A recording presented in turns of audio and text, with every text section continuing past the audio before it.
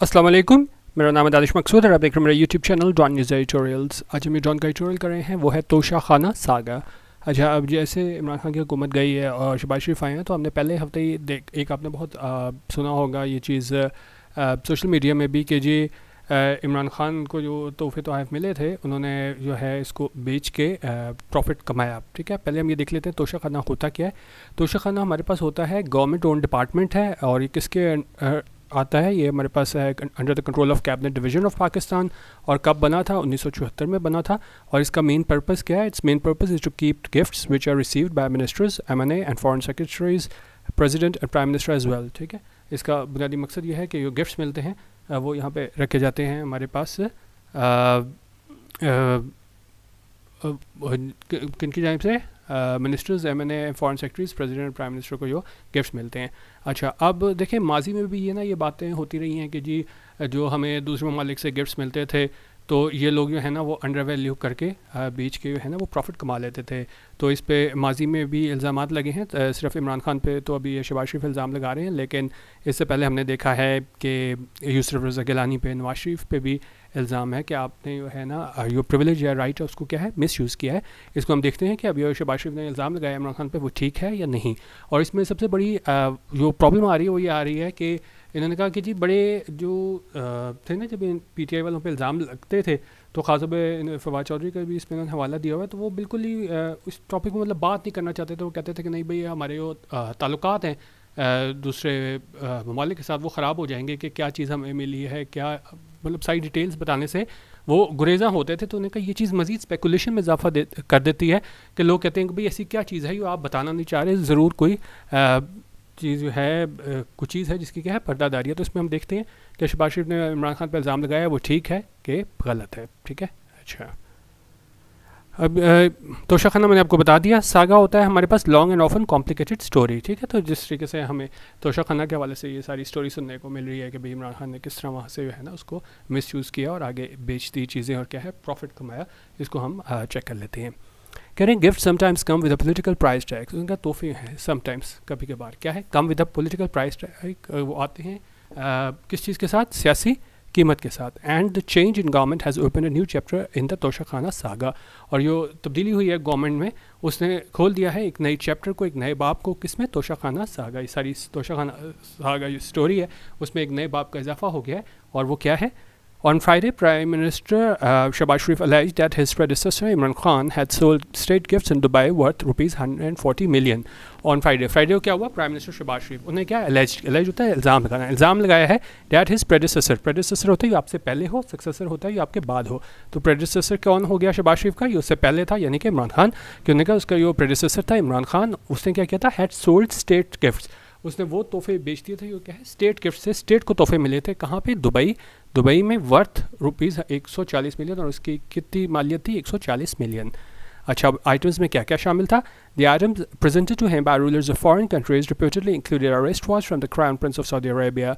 उनका आइटम्स जो इसको प्रेजेंट किए गए थे, दिए गए थे फॉरेन कंट्रीज़ की जानिब से।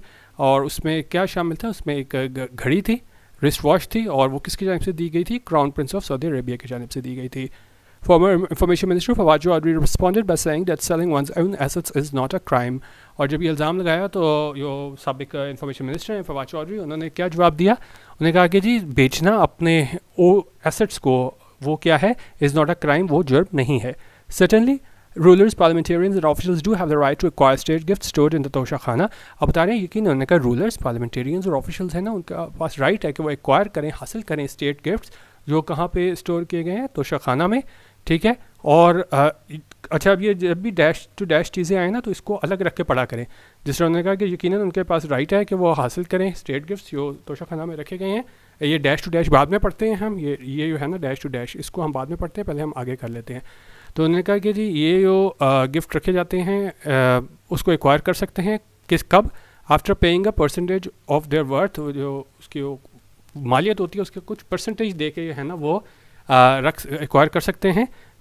ठीक है, but the matter is not so cut and dried. लेकिन मैटर जो है वो इतना कट एंड ड्राइड नहीं है। कोई चीज़ कट एंड ड्राइड होती है, कोई चीज़ बिल्कुल सेटल्ड है, बिल्कुल कोई उस पर भाम नहीं है, क्लियर है। ठीक है, तो उन्होंने कहा लेकिन ये तक क्लियर नहीं है। अभी हम डैश टू डैश कर लेते हैं कि आप एक्वायर कर सकते हो जो तोशा खाना में गिफ्ट्स हैं, और लेकिन साथ उसमें क्या बता रहे हैं, dash to dash where they are required to be deposited if they exceed a certain value. लेकिन उनको क्या रिक्वायर होता है कि उसको डिपॉजिट करें, जमा कराएं अगर वो एक्सीड कर जाएं, बढ़ जाएं एक सर्टन वैल्यू से, ठीक है।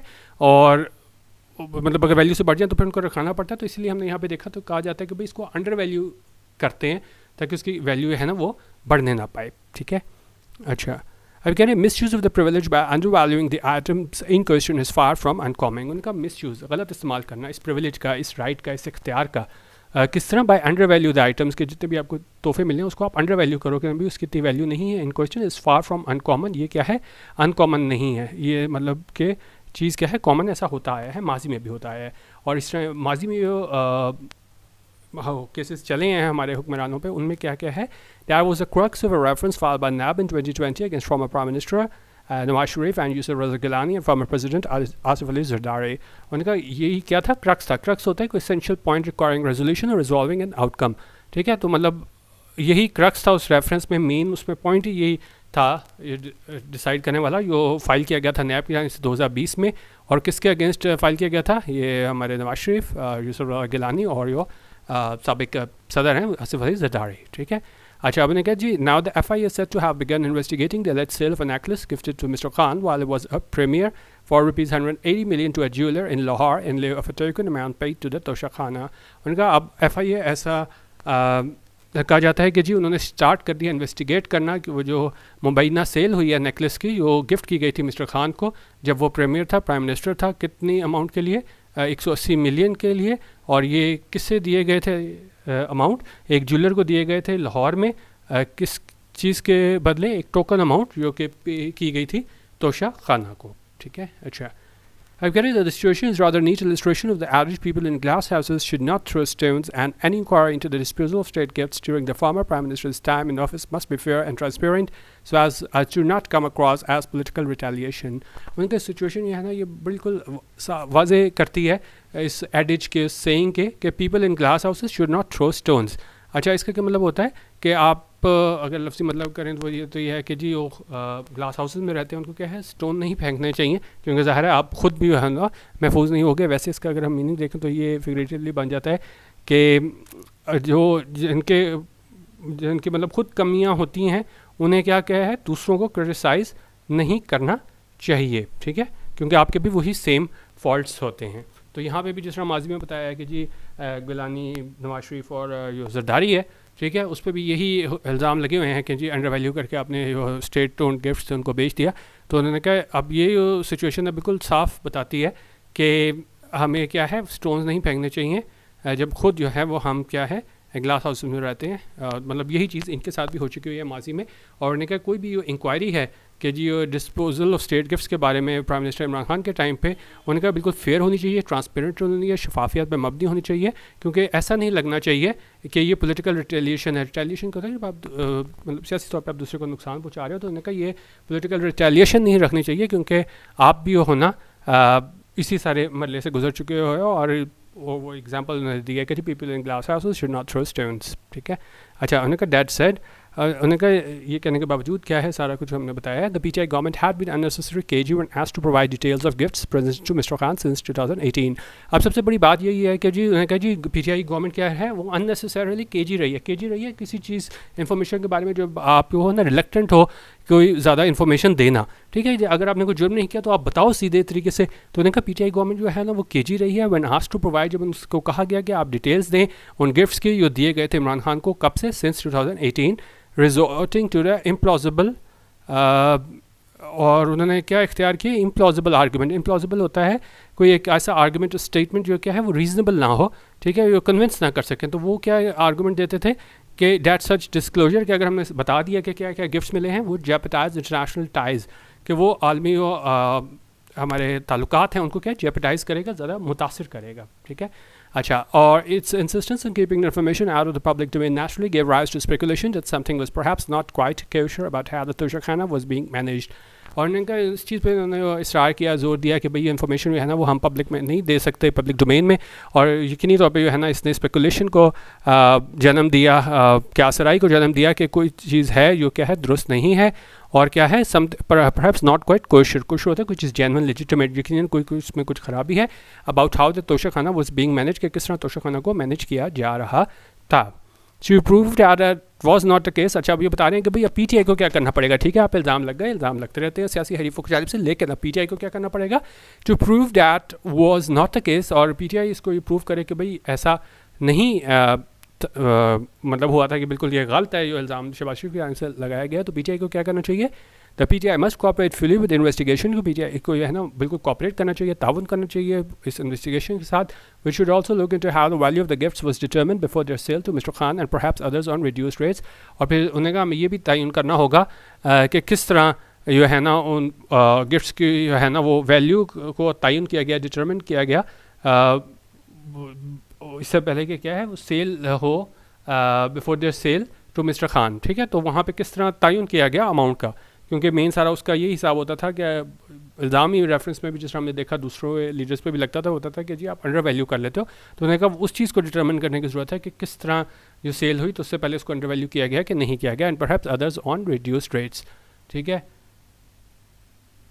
ठीक है, और इस तरह उन्होंने कहा मिस्टर खान और एंड परहैप्स अदर्स जो दूसरों को भी दिए गए ऑन रिड्यूस्ड रेट्स। तो वहाँ पे जो डिटरमिन की गई वैल्यू वो कैसे की गई, उन्होंने कहा मेन चीज़ हमने क्या है ये चीज़ डिसाइड करनी है। There is also the not unimportant matter of optics. और उन्होंने कहा एक और जो है ना मतलब नॉट अनइम्पॉर्टेंट यानी कि ये इंपॉर्टेंट है मैटर ऑफ ऑप्टिक्स। ऑप्टिक्स होता है आप परसीव करते हो दूसरी चीज़ से, मतलब ये सारी चीज़ सारी हो रही है कि अब जिस तरीके से एक तासुर बिल्ड किया जाता है इमरान खान के बारे में। ठीक है, उनके ओपोनेंट्स भी कहते हैं कि जी टीम हो सकता है कोई गड़बड़ हो, लेकिन इमरान खान की इंटेग्रिटी पे जो है ना लोग सवाल नहीं उठा सकते। तो ये एक ऑप्टिक है, एक आपका एक परसेप्शन है दूसरे के बारे में, और यही चीज़ उसकी बात करें कि how does it reflect on the former PM draft requiring the items at a fraction of the price he chose to sell them for profit while the nation had been asked to tighten its belt.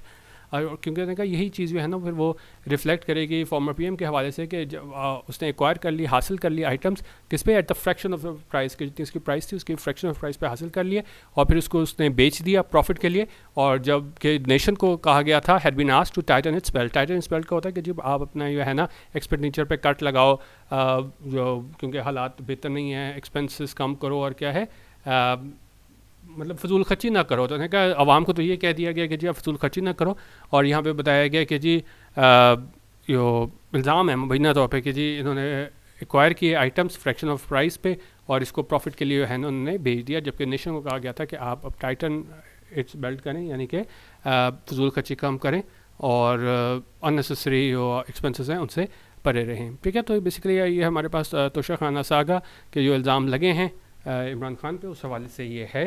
तो यकीनन जिस तरह मैंने आपको बताया कि जी integrity पे तो काफ़ी लोग जो है ना कई इल्ज़ाम और लगा लेते हैं इमरान खान पर, लेकिन जो डिसऑनेस्टी की बात है ना तो वो नहीं कर पाते। उनको पता है कि बड़ा मुश्किल है इस चीज़ को साबित करना कि जी इन्होंने कोई करप्शन की होगी। जिस तरह खास तौर पर शहबाज शरीफ ने इल्ज़ाम लगा दिया, लेकिन ये बहुत बड़ा इल्ज़ाम है, और कह रहे हैं कि जी पीटीआई को है ना एक इस तरह का रवैया रखना नहीं चाहिए जिससे क्या सराइयाँ जन्म लें कि भाई अगर आपने नहीं कुछ किया तो क्यों आप सब चीज़ें है ना वाम के सामने नहीं लाते।